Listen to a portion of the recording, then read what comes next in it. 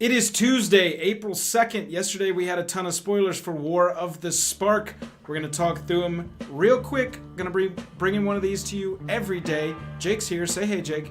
Hello and welcome to the day. Let's get into the titles. Here we go.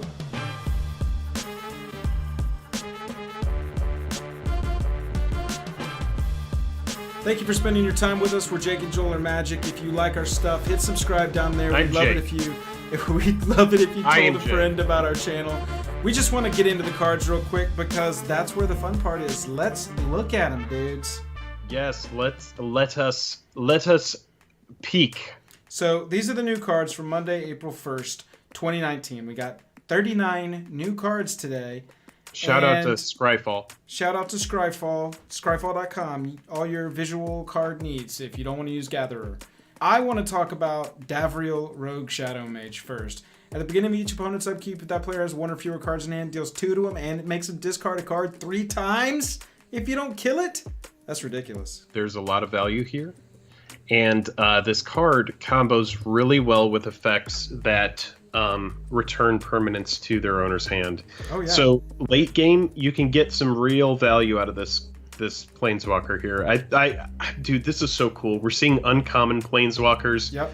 And, you know, people are talking about, oh, the value of walkers is going to go down. But, you know, obviously them being uncommon, we're going to see them more often. But this is going to be really cool. You know, a really, really cool limited environment. Check out right next to it, Vivian, Champion of the Wilds. All your creatures get flash. Take it up, Vivian Reach to a creature. -2, look at the top 3, exile 1, bottom, rest the bottom.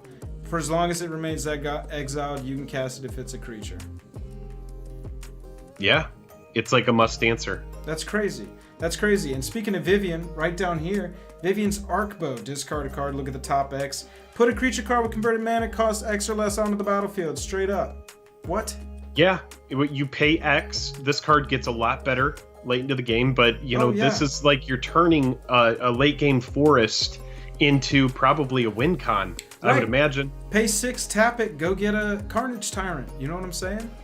Yeah, man. You know, we should mention that all of these Planeswalkers feel a lot like enchantments. Yeah, it's just like a passive effect. They really do, and that kind of like segues perfectly into Teyo. This one is one that me and Jake are strangely excited about. Whenever I saw this guy's art spoiled before we knew what his card was, I was really into it because I like the idea of a mage that's creating shields and reducing damage and stuff.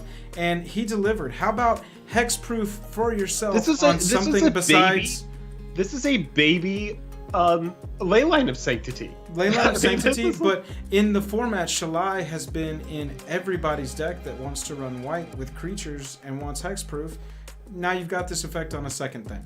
I'm telling you, I think that this card is what the Arcades deck wants. Yeah. Because now you are making walls. I mean, if you run 1 proliferate effect, you're getting 3 walls out of 3 mana. You're getting, Ridiculous. you know, 9 toughness. Right. And you have hexproof. I mean, you run this alongside Shalai. Like, this is just like it. I think that there's so much value on this uncommon. Absolutely. Got some basic lands. Now we're moving down. Here's Angrath. I'm gonna click on him so we can get the translation here. Creatures you control have menace, and he creates a 2/2 out of the gate. At uncommon, Jake, that's going to be in drafts and sealeds as a very annoying little enchantment that can also create creatures. Again, you give it 1 proliferate effect, and you're doing the -2 an additional time. I do want to mention the Angrath's Wrath, I believe is what that is. Oh yeah, just the versatility on this card. Target player either sacrifices an artifact, creature, or planeswalker. Love it. Yeah, super cool. This is a kind of card that goes to Modern, and the reason is specifically because Modern is so wide open that you need to have versatility on a card. So you've got a cool Aristocrats enabler over here that works perfectly with Judith to make that a machine gun deck. A great instant. If you have a Gideon Planeswalker, this is kind of a ridiculous card to be running. Yeah. Next, I want to go down here. I'm going to do a whole video on this, but I want to talk about the Wanderer.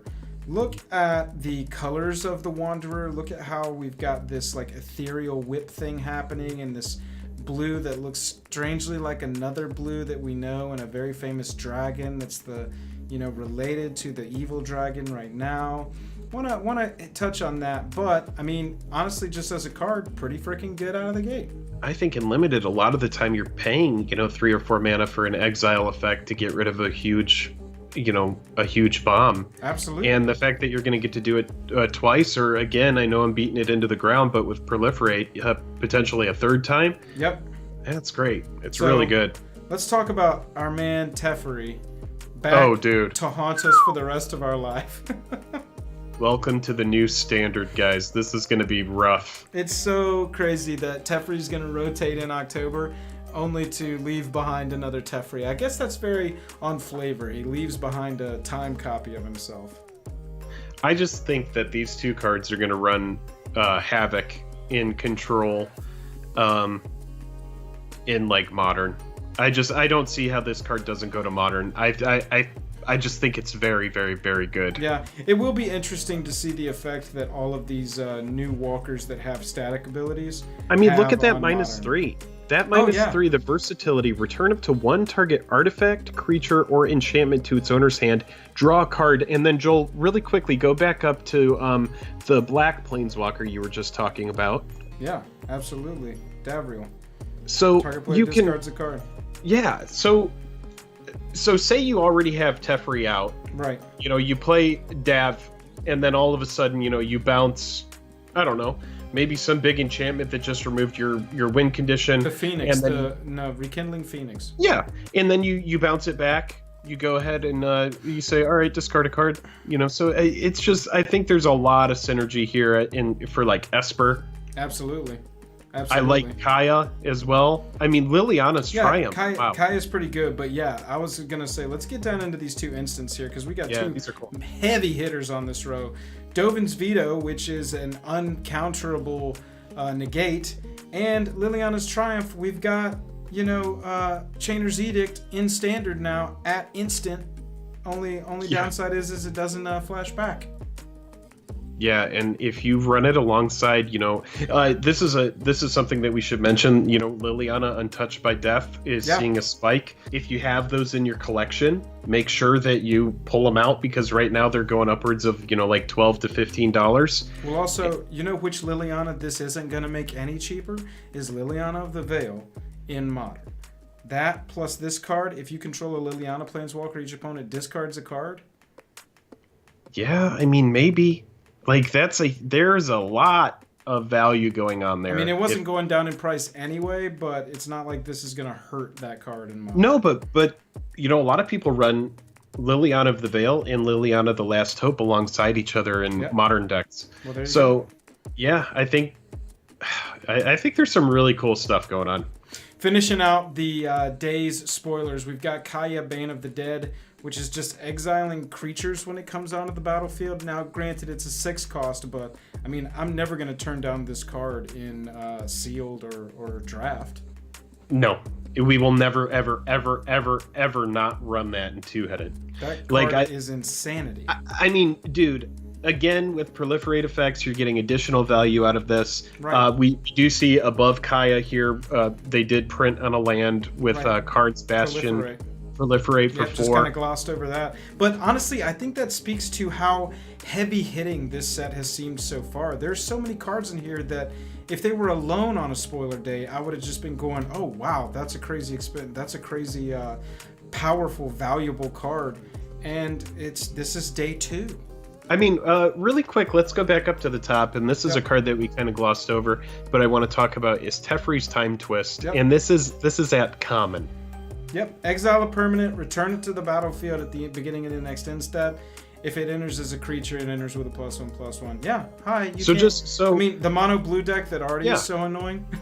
but imagine running this alongside Teferi, Hero of Dominaria. Yep. And you're playing against the red player who has just used 2 spells. They're about to burn your Teferi down, and then you time twist it away. Right. And all of a sudden now they've expended 3 resources, and you're getting it back. I mean, that at common, I just think that's amazing. It's insane. Amazing it's absolutely evasion. insane. So that's going to do it for us for today's spoilers. Look out as these new spoilers come out. We're just going to be posting vids. Buckle your seatbelts. That's what I always say. I'm always, I guess we can't, overemphasize safety, right? Yeah, absolutely. Wear helmets and buckle your seatbelts. Wear a helmet in the car. Right. It will not hurt. It will not hurt. It doesn't hurt anything. Thanks. I'm tapped out.